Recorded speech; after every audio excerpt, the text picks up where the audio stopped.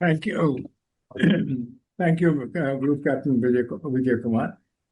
Um, First and foremost, let me thank the President and all members of the Madras Management Association for inviting me to address this very distinguished audience.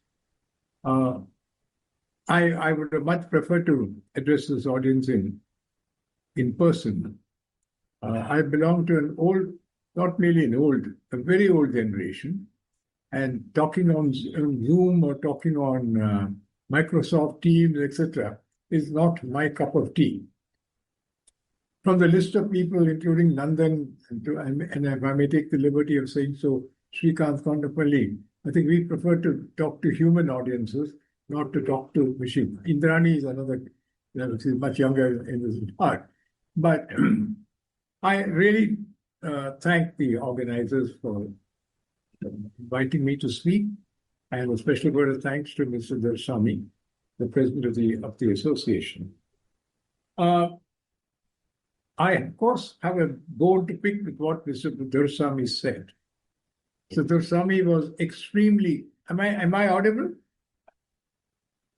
Am I audible? Yes, 10-5, sir. Very clear, sir. Yes. Mr. Darsami was extremely optimistic about India. He spelled out what we normally hear about India's role in world affairs. I'm not too sure whether that I would agree wholeheartedly with this assessment of where India stands today. But anyway, I'll come to that later. But I do think that this is a subject of great contemporary relevance and importance. And I therefore speak with a great deal of also deliberation. I'm not making off-the-cuff remarks as far as it's concerned. I do agree that I'm in the backwaters of Chennai and not in Delhi, where all policy is made, and Indrani keeps aggravating the situation with her writings. And so I think you must pardon me if I differ or disagree with conventional wisdom in Delhi, at least sitting in Chennai and occasionally moving out of Chennai to other places. I do feel that we need to reset the compass to some extent. It's nice to feel that we are amongst the most important countries in the world. But I do think that nations often make mistakes, and I think the United States is today in that position. But the United States has so much of what I'm also support that it can afford to make mistakes. We, despite our great intellectual capital and wealth, cannot afford to make mistakes. And I think what I'm going to say may turn out to be unsatisfactory from the point of view of what I said, conventional wisdom. But I do hope that you would forgive me for not being as optimistic about where India stands in the emerging global world of emerging global dynamics. Let me start off here by saying that what are the constants that we in this world face today? One, we live in a world where uncertainty is the predominant fact. Whatever you might say, there's nothing certain. When you open the newspaper the next morning, or you listen to a broadcast next morning, we don't know what you're likely to hear. Next, this is a world where we are witnessing constant shifts in geopolitical hegemonies and wide-ranging geopolitical tensions.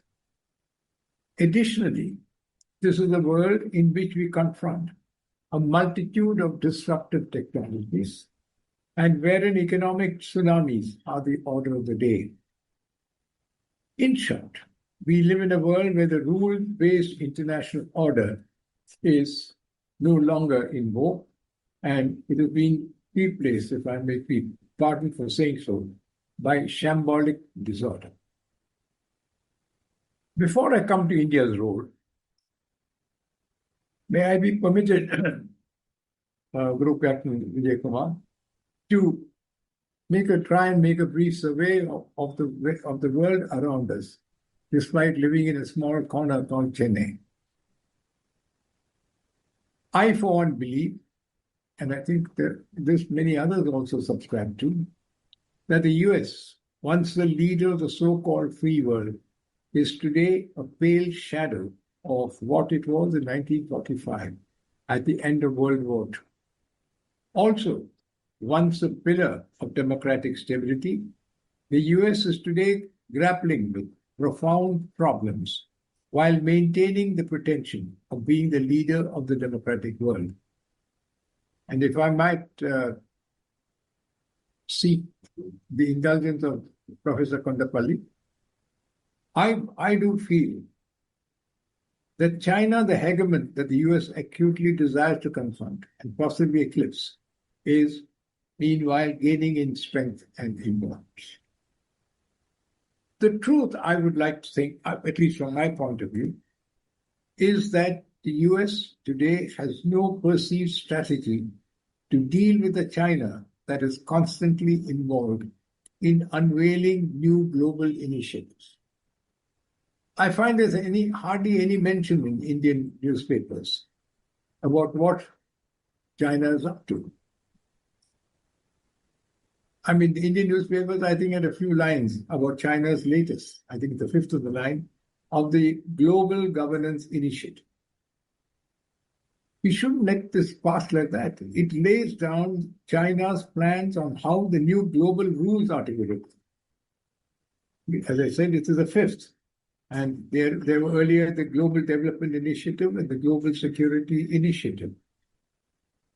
At the foreign policy level, China has meanwhile succeeded in brokering alliances with countries like Russia, attempted to reach a thaw with countries in its vicinity, such as India, firmly established its presence in Southeast Asia, and has strengthened its relationship with most countries of Asia and Africa. Even while doing so, it maintains a respectable relationship with much of Europe, mainly by way of trade. Am I audible enough? Okay. Perfect. Stand by, sir. Clear, sir. Yeah. At the other end, Europe's condition, I would like to say, is pathetic. Its inability to come to the aid of Ukraine in the latter's conflict with Russia has exposed its intrinsic weakness. I think it has a leader. Ukraine, for instance, has a leader today who, I'm sorry to say, is really a pale shadow of what a leader should be. The fact that even with NATO support, Europe and Ukraine have been unable to withstand Russia reflects the current realities in Europe. Coming to the situation in West Asia, if anything, this is bleaker.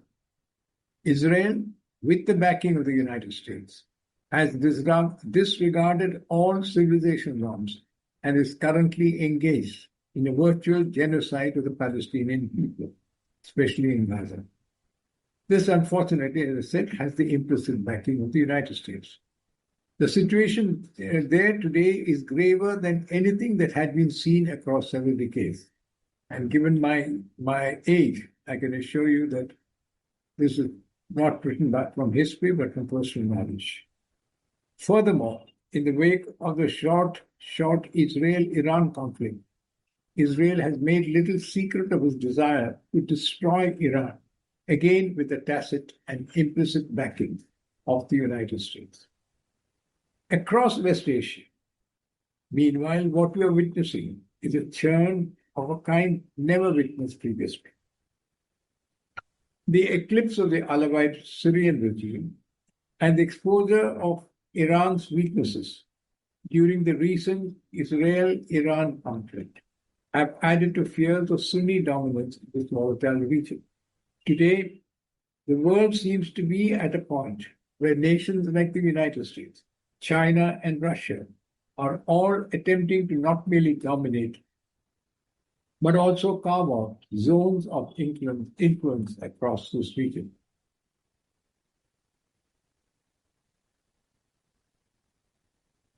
Coming to Asia,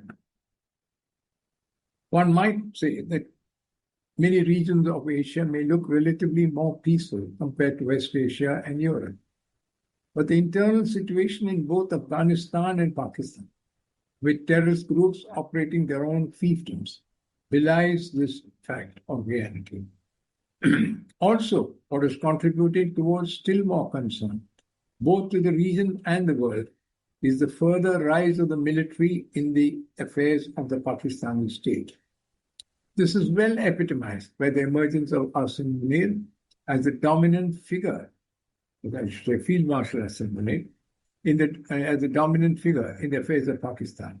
It is something that poses a direct threat to the future of democracy across the region. All this, in turn, directly affects Pakistan's present and future relations with India. The events of April and May this year, first the massacre of Hindu terrorists in Pahalgam in Kashmir, and next the Indo-Pak conflict in May, already reflect the current reality, and we should anticipate a period of heightened India-Pakistan conflicts. I heard the president of the Madras Management Association talk of the significant defeat inflicted by India on Pakistan.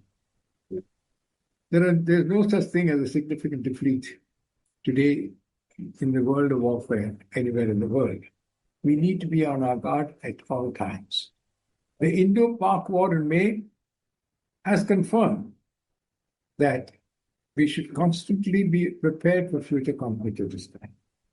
And also that it is the skies that are going to be the new zone of any future conflict. How success comes to countries may well depend on the best military equipment that one can get. India has its Rafale fighters from France, alongside Russia's S-400 and the Barak missile. And these are pitted against Pakistan's Turkish Songa drones and the several variants of Chinese J-10. A little talked about that. One which I think has the greatest potential danger to us is the implications of the Saudi Arabia-Pakistan nuclear arrangement mentioned just a week ago.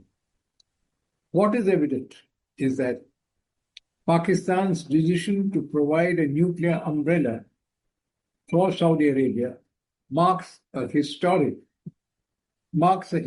turning point in the geopolitics of not only West Asia, but of South Asia at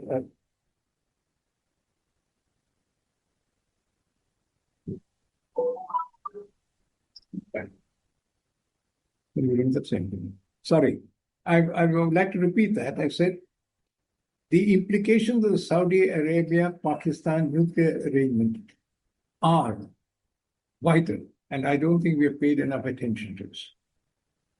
It marks a historic turning point in the geopolitics of not only West Asia, but of South Asia, especially in the Indo-Pakistan conflicts. Compounding the uncertainty on India's Western Front are the upheavals earlier in Bangladesh and more recently in Nepal.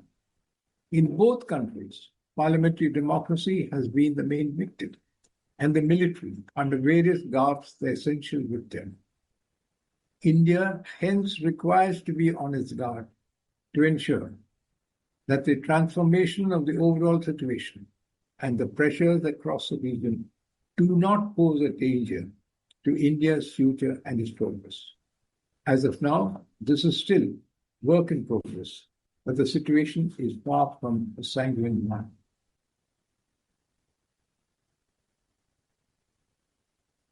Listening to what I just said, it would seem that the external situation and the situation in India's immediate neighborhood is fairly grim. But I do not subscribe to the view of many that a dystopian future awaits countries like India. I would instead adhere to the belief that what is happening across the world highlights what some prefer to call the end of modernity. We cannot hence afford to let our let down our guard, and we should not be carried away by our own euphoria about what lies in the future. Coming to my estimate of how India is placed in this situation, it is here where I think I will be quite at odds with some of you. I would say that there is a tendency in India to highlight India's greatness. India is great, but greatness is not always a fixed constant. In your invite, Group Captain Vijay Kumar, you had raised a question as to whether inconsistencies in the new political arena would put brakes on our national ambitions and goals, geo-economic, geopolitical, and geostrategic. Answering this question is a tall order, especially in the prevailing circumstances. At the risk of hurting Indian settlement, I would urge India to move away from a strong belief that our role is today critical in determining the future course of world events. It might be much wiser if we in India were to take a more detached view and take steps accordingly. I would further add that it is too early for India to believe that it has already arrived on the world scene. I use the word arrived within quotes. Perceptions domestically regarding India's future are, to my mind, excessively optimistic, to say the least.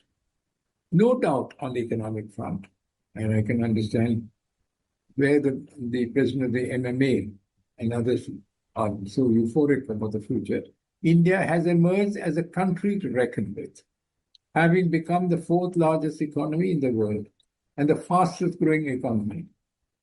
Also that India displays a great deal of maturity in both action and thought.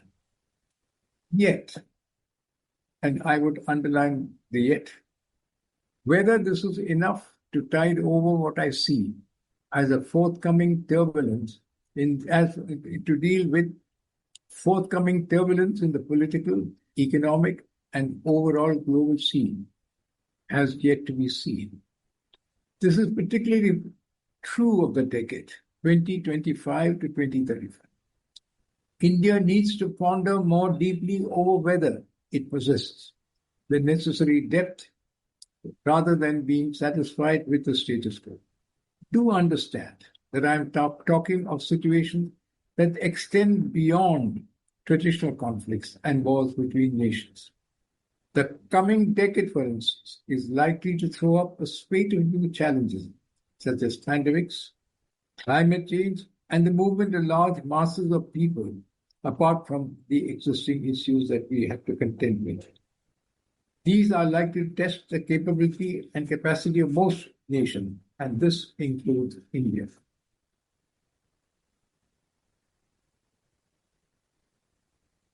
While I do not wish to be unduly pessimistic, I do believe that it is good to be realistic, especially about the positioning of India in today's world and in the uncertain global politics of today. For instance, India's relations with the so-called big powers in the world, the United States, Russia, and China, are in a state of flux. No amount of optimism can obviate the fact that India-US relations have slipped dangerously and are at a level where uncertainty is its most prominent characteristic. India's relations with Russia, though reasonably firm, has entered a period where, for want of a better word, I would say there is room for disbelief, perhaps due to some degree of equivocation on India's part in the wake of the Ukraine-Russia war. India's relations with China, which have been unsatisfactory in recent years, resulting in several degrees of concern, again requires careful watching. Notwithstanding the rapport lately seen between Indian and Chinese leaders in Tianjin on the 30th of August this year, this is at best work in progress rather than a settled fact. I'll go to Professor Kandapalai's view on this. Added to this is the fact that as far as the pecking order is concerned, India is beginning to be seen among its allies as a junior partner in the troika of China, Russia, and India. Positioning India in the world of today, I wish to additionally point out that while South and West Asia have been beset by problems of varying magnitude for several months, and the US, China, and other powers have been active here, India's absence from a region where it once exercised maximum traction has been deafening indeed. India's non-involvement in events affecting Iran, Syria, and Palestine also highlight the extent to which India has become, for want of a better word, a recessed power across this vital region. All this does impact India's overall image in the Council of the World. India's loss of influence at a time of economic growth cannot be easily explained. At one level, it possibly stems from being out of step with ground realities and of not adapting enough to changing situations. India's improved relations with Europe and the UK at this time counts for little in this context. India, withstanding US President Trump's pressure on the purchase of oil from Russia, has no doubt been a relief, but has not produced any kind of a dividend.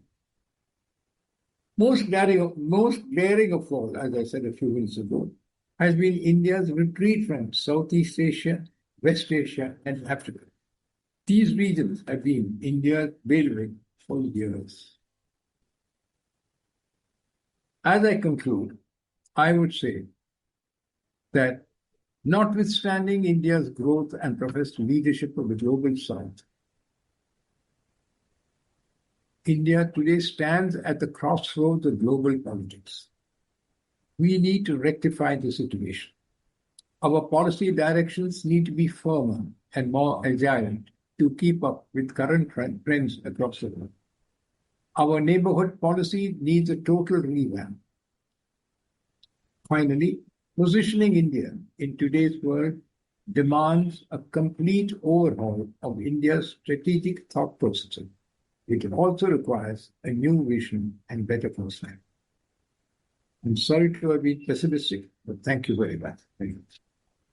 Thank you. Thank you so much, sir. As usual, so inspiring and insightful. And now we have experts from all the three fields, the three countries, as you mentioned earlier, Russia, China, and USA. Now, before I formally request each one of them to speak for about 15 minutes, then we'll take a lot of questions. A lot of questions already I got online.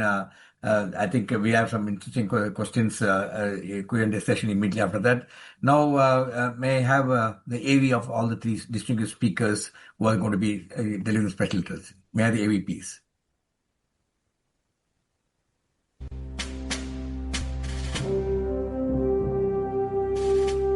Ms. Indrani Bagchi is the Chief Executive Officer of Ananta Center, India. A veteran journalist, she served as Associate Editor and Diplomatic Editor at The Times of India, covering foreign policy and global affairs. A Reuters Fellow at Oxford and Chandling Fellow at Brookings, Ms. Indrani has also worked with India Today, The Economic Times, and The Statesman. Ms. Indrani is a Fellow of the Kamalnian Bajaj Fellowship and a member of the Aspen Global Leadership Network.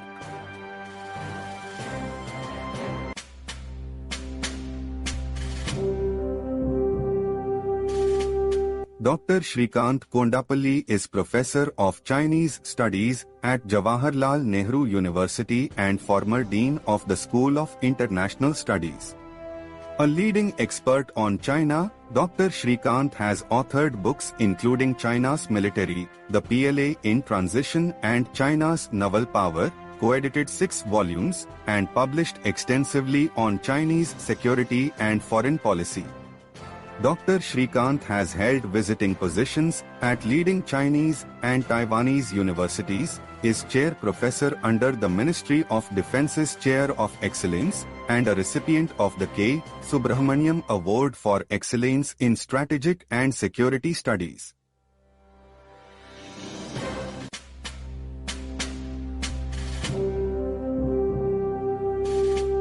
Mr. Nandan Unnikrishnan is a distinguished fellow at the Observer Research Foundation, New Delhi, where he leads the Eurasia program. An alumnus of JNU, Mr. Nandan began his career with PTI and served as its Moscow bureau chief before moving to television journalism at Business India's TVI. Since joining ORF in 2004, Mr. Nandan has actively engaged in national and international conferences and lectured at leading institutions in India and abroad. Ladies and gentlemen, that's a profile of outstanding speakers this evening. We're all eagerly waiting now. We'll request the speakers in the same order of radio. That is, Indrani will go first and followed by Srikanth Kondapalli and followed by Nandan Krishnan. Over to you, Indrani. Thank you. Thank you, Group Captain Vijay Kumar, and thank the President and all the members of the Madras Management Association. This is, I think, must be the third such event that I'm speaking at, and thank you so much for calling me back. Mr. Narayanan, what a pleasure it is to hear you and see you. As always, you retain that zest and always there to stir the hornet's nest, and that is wonderful. I've been asked to speak on the U.S.-India relationship. Honestly, I haven't seen the U.S.-India relationship in such a low position as I see it today, and I'm comparing it. I think the only position where it was worse than this was just after the nuclear tests in 1998. But we are in a place which is very strange and very unusual for India. India had basically believed that Trump 2 and the second administration of President Trump would be a continuation of Trump 1. And personally, I wanted to say that on the day of the election, of the US election, on the 5th of November, I was coincidentally visiting the US. And I was walking down the streets of New York City.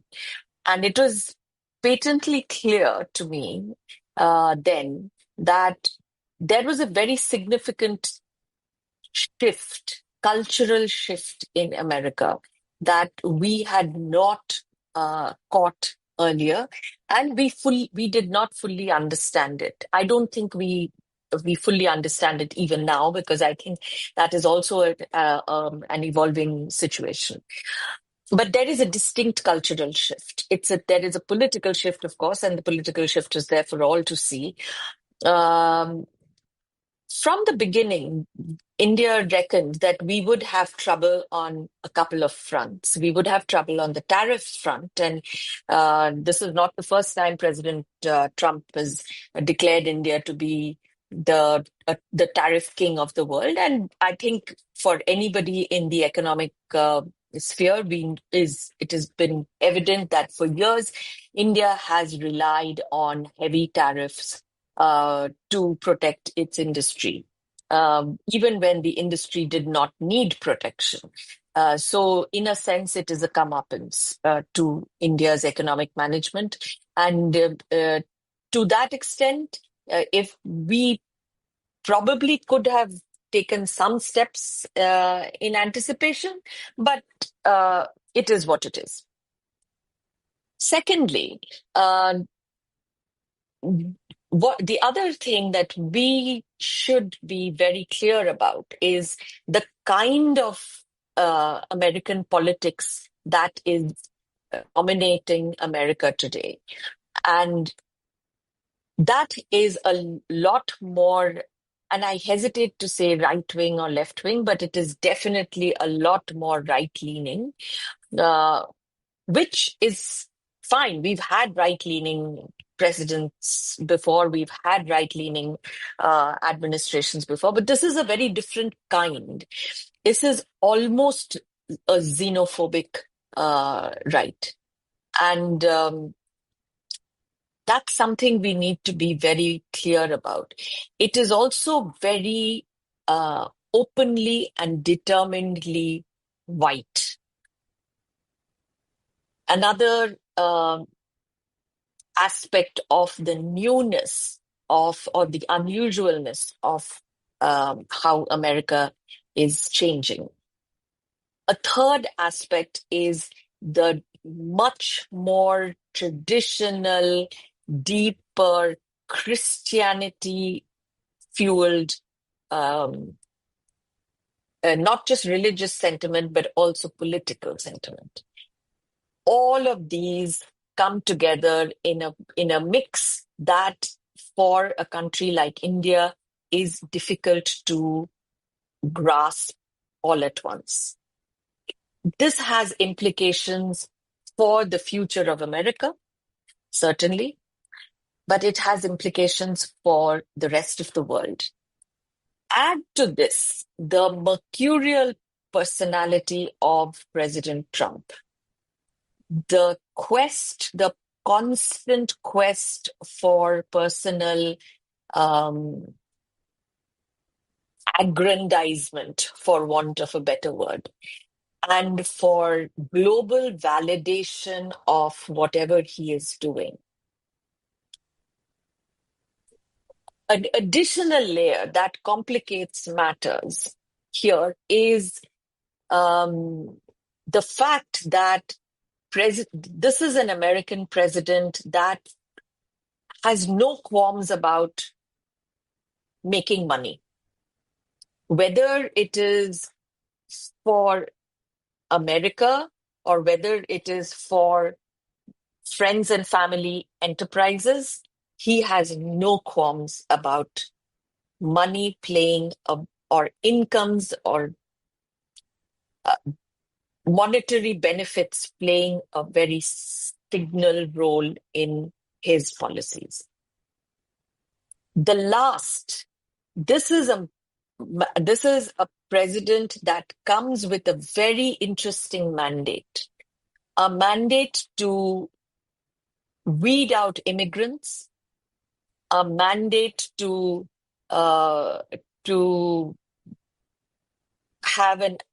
sort of start the process of Atmanirbhar America, and another a mandate to basically charge the world for creating Atmanirbhar America.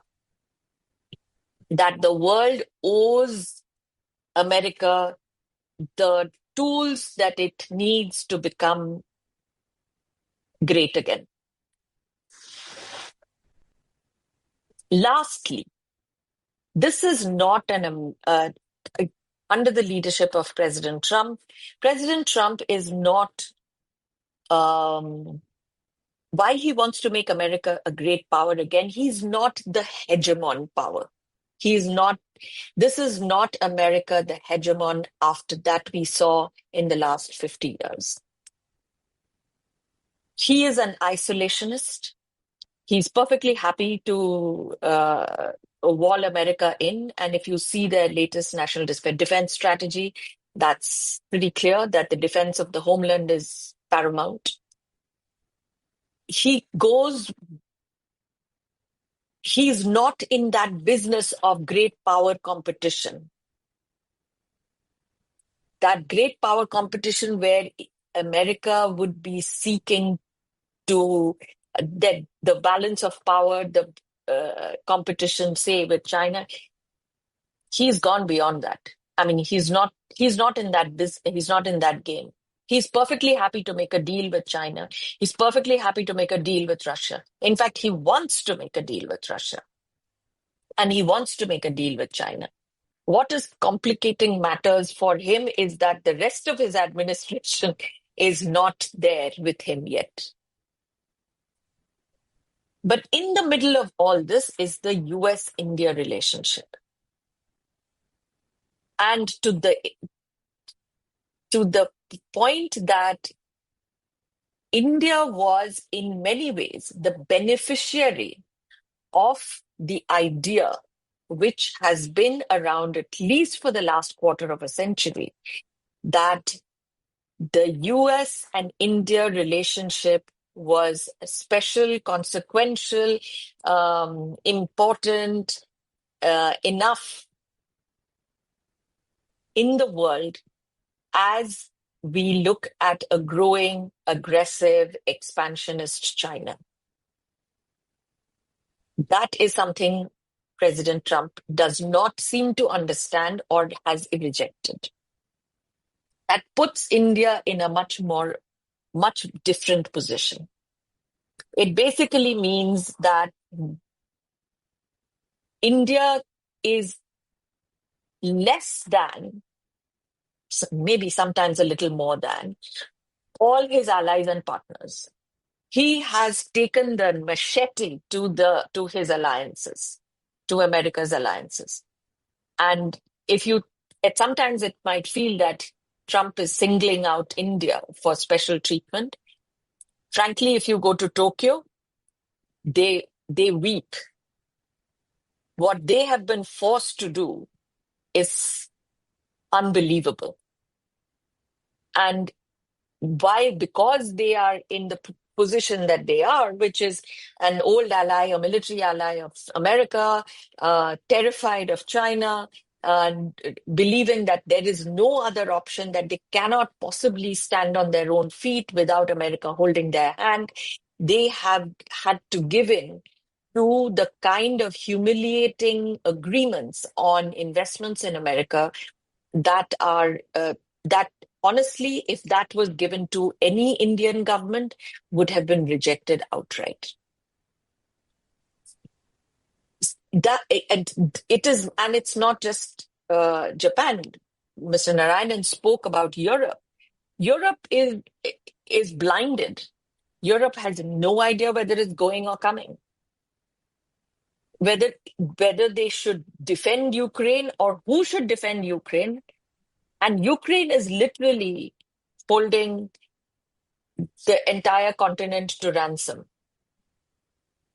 Because nobody in that continent is contemplating the end of the war.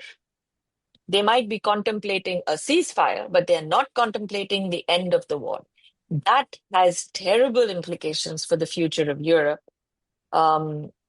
It does have implications. I mean, whatever Russia may say, Russia is not winning the war. Russia started the war 4 years ago, believing it was going to finish it in a week. It's 4 years. It's a stalemate. We know that. Ukraine and the rest of Europe, they have not allowed a defeat, but there is no Ukrainian victory. There is no Russian victory either. And if we don't actually address the end of the war, this spillover is going to have an additional adverse impact on India. Where are we today with the US-India relationship? As you all know, we are in the middle of a trade negotiation where India is holding on to its traditional red lines.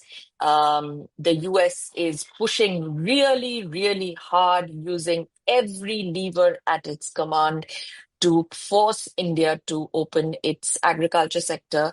They've pulled back on the dairy, but they're definitely pushing on the agriculture sector. So everything which includes Russian oil, Trump doesn't care about Russian oil.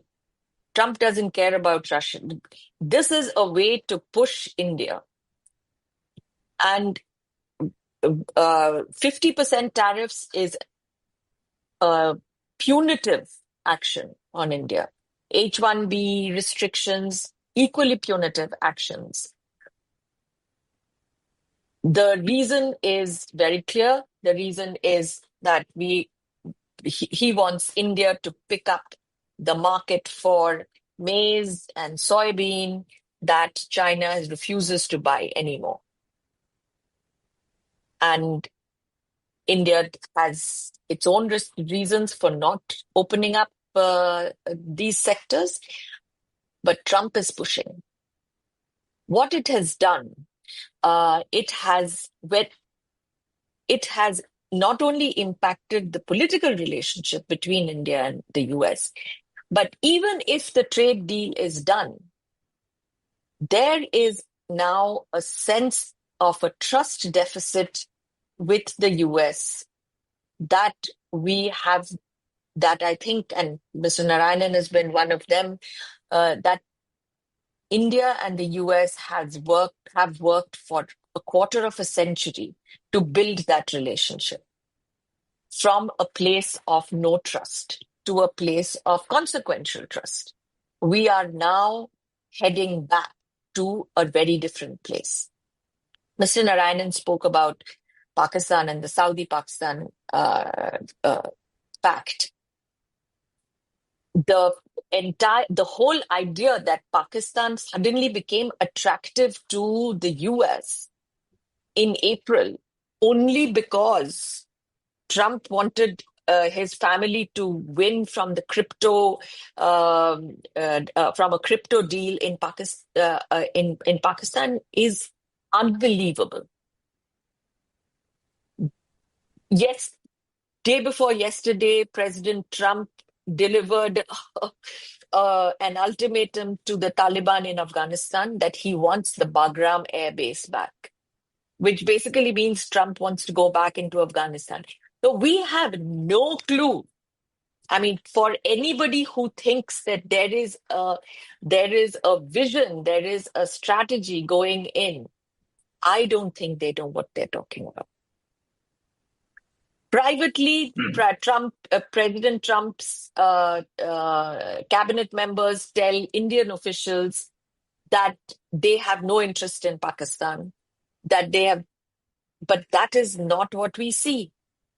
The very fact that Pakistan now gets to be able to use Saudi money to buy weapons, which, as we know, will always be directed against India, by itself is an affront and is a serious adverse security implications for India.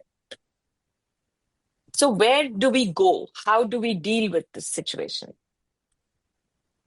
My sense is that we are prioritizing first the trade agreement with the US, because a priority is actually to bring those tariffs down. Whatever we may or may not say, America is our biggest market, particularly in the areas which are being impacted, which is textiles, gems and jewelry, shrimp, etc. These are heavy employment sectors, and it is very important for India to work out a deal with the US to bring those tariffs down.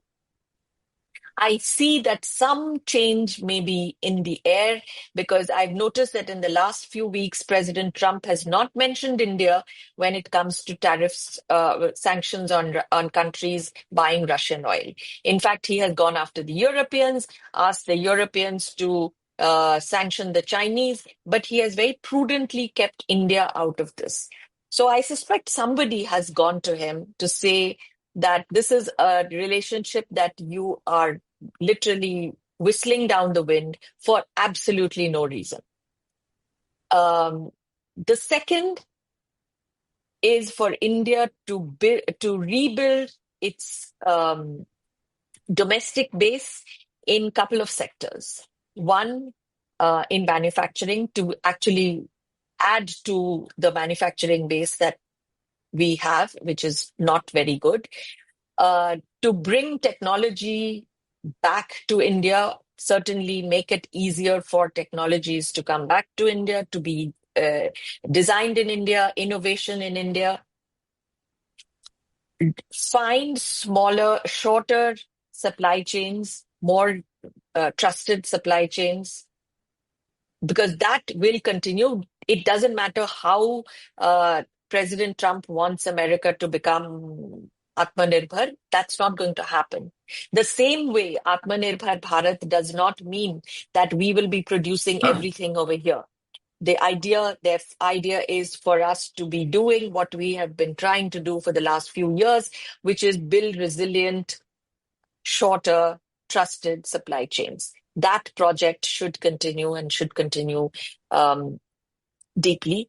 Third, on defense, I cannot agree with Mr. Narayanan more that we need to be a lot more forward-leaning in our defense, not just procurement, but defense. Our defense procurement acquisition system sucks, for want of a better word.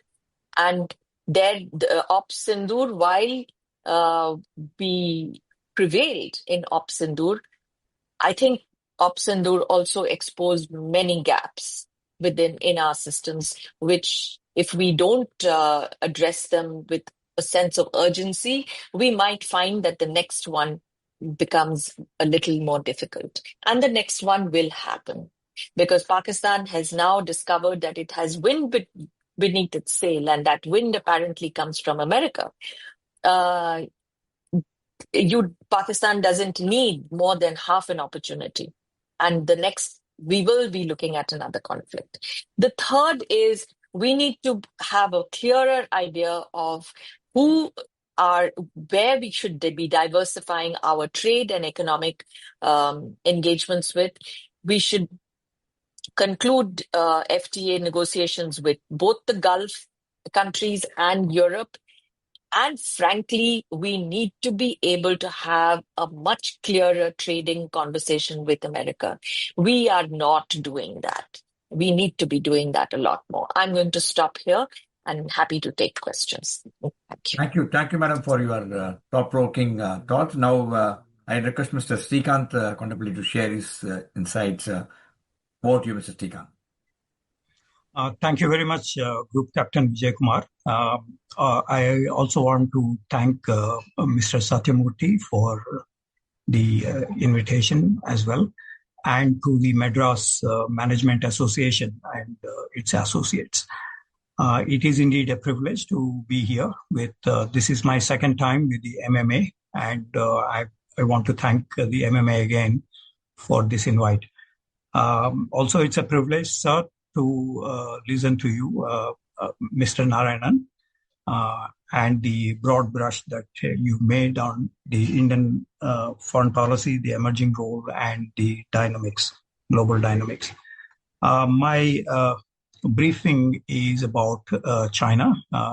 I'm asked to reflect on the trade deficit, the trust deficit between China and India, and what are the improvements in the bilateral relations that we could expect.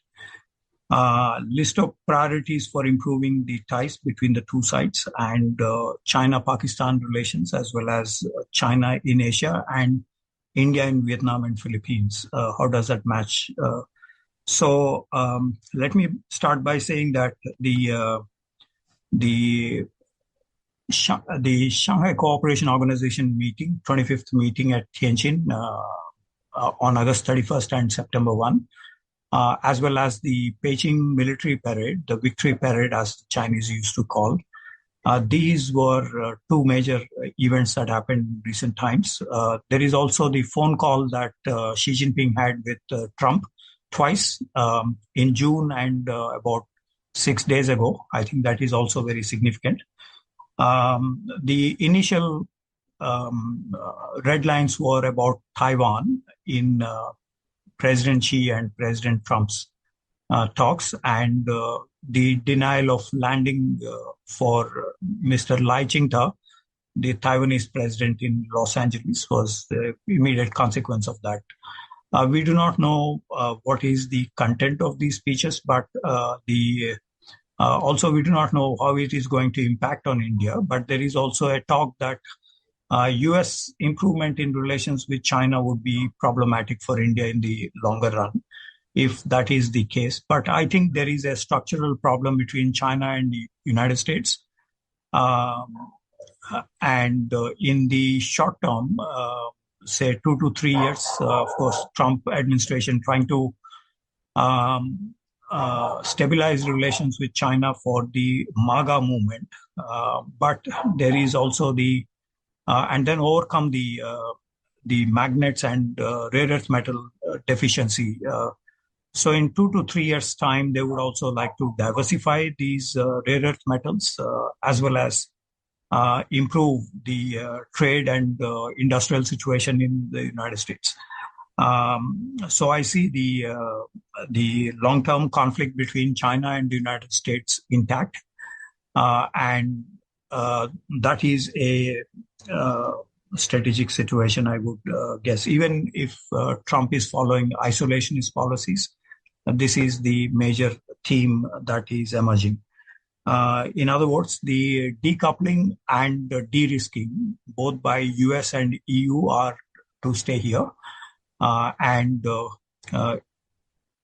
India would have an opportunity here if, and I agree with Indrani that US-India trade talks, if they improve, if they provide some concrete inputs, it is likely to then shift. So that's one broad position that I have. Mr. Narayanan mentioned about the China's role as a emerging hegemon, and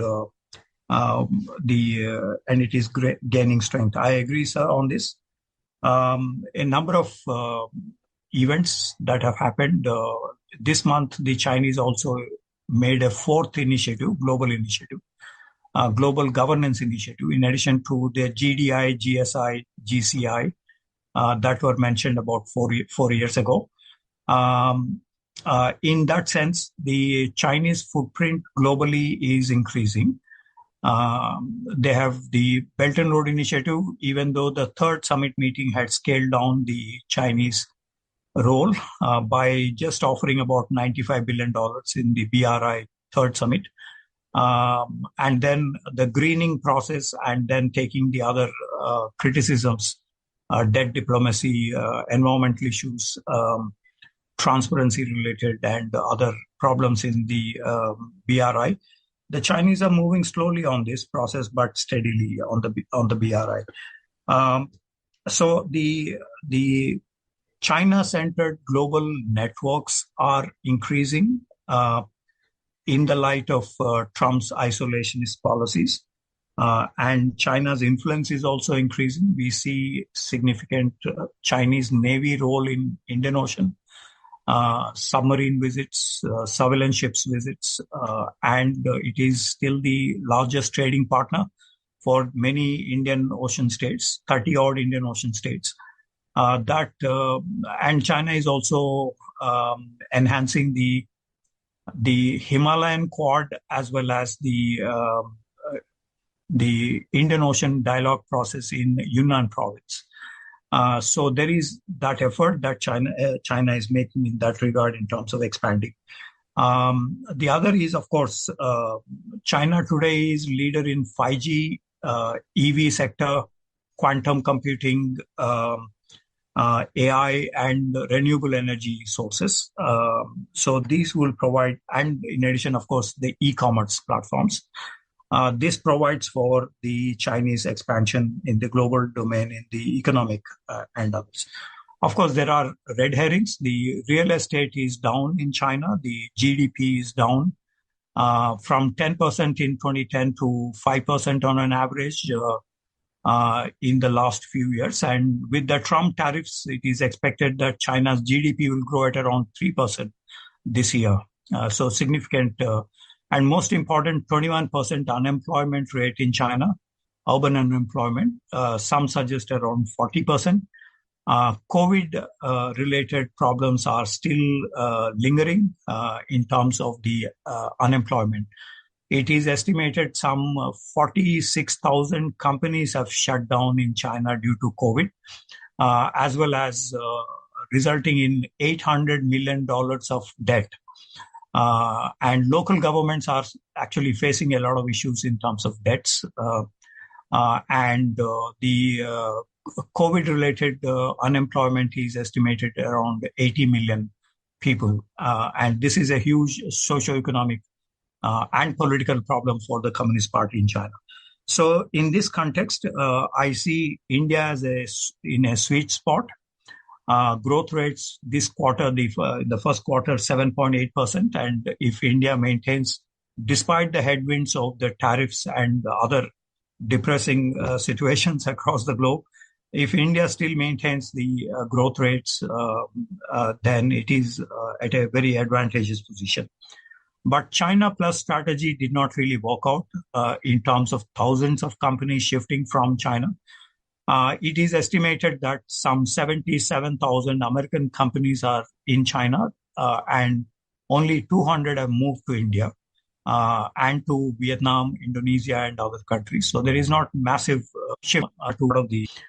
There are also European companies, some 8,000 companies in China, but there are also problems in terms of arts and the National Intelligence Law of 2017 as a big bottleneck for the Europeans to function in the China market.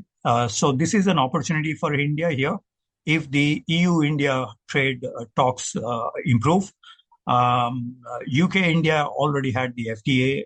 It could be a major trigger for some collaborations in the industrial sphere. So that would be based on the political leadership's initiative in regard to the EU and others. Japan has some 87,000 companies in China and about 1,300 companies in India.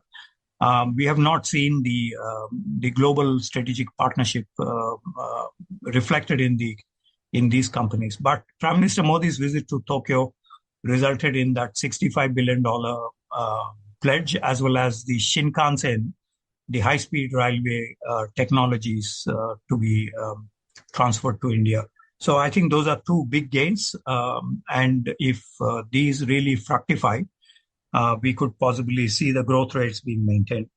Not just the growth rates, unlike in China, where the demographics are becoming skewed in nature, 37 years is the average age in China, while the median age in India is about 28.2. Again, the political leadership role is crucial here in terms of skill development, providing jobs. The H-1B visa issue need to be addressed by us to attract the talent. That is one, definitely a step in that direction. The sweet spot is also about the geographical location of India. In the Indian Ocean,